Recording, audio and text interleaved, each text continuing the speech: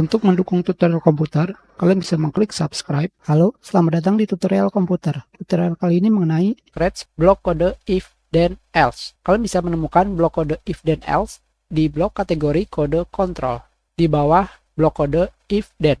Sekarang kita masukkan blok kode if then else ini sama seperti blok kode if then, hanya terdapat penambahan else.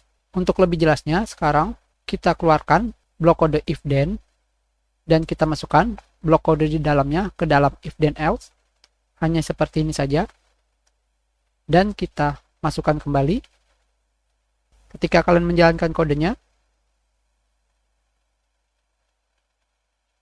akan mendapatkan hasil yang sama, karena yang kita gunakan hanyalah bagian if then. Sekarang di sini terdapat bagian else. Penambahan else ini juga digunakan sebagai memeriksa kondisi yang terjadi, yaitu memeriksa kondisi selain yang ditentukan. Sebab sesuatu kondisi bisa terjadi dan bisa tidak terjadi, entah itu sebelum atau sesudahnya. Bisa terjadi hal yang diinginkan dan bisa terjadi hal yang tidak diinginkan. Kondisi bisa berbagai macamnya. Contohnya seperti ini. Ketika objek kucing kalian belum menyentuh garis merah, itu artinya kondisi if then belum terjadi. Jadi sekarang kita akan kembali memasukkan blok kode say seperti ini, dan kita masukkan ke dalam else. Di sini kita akan memberikan teks harus menang.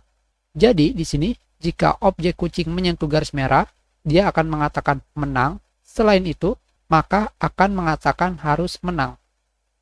Else memiliki arti selain. Sekarang kita jalankan kodenya.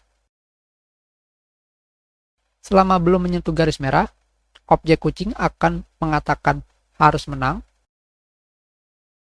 Dan ketika sudah menyentuh garis merah, akan mengatakan menang.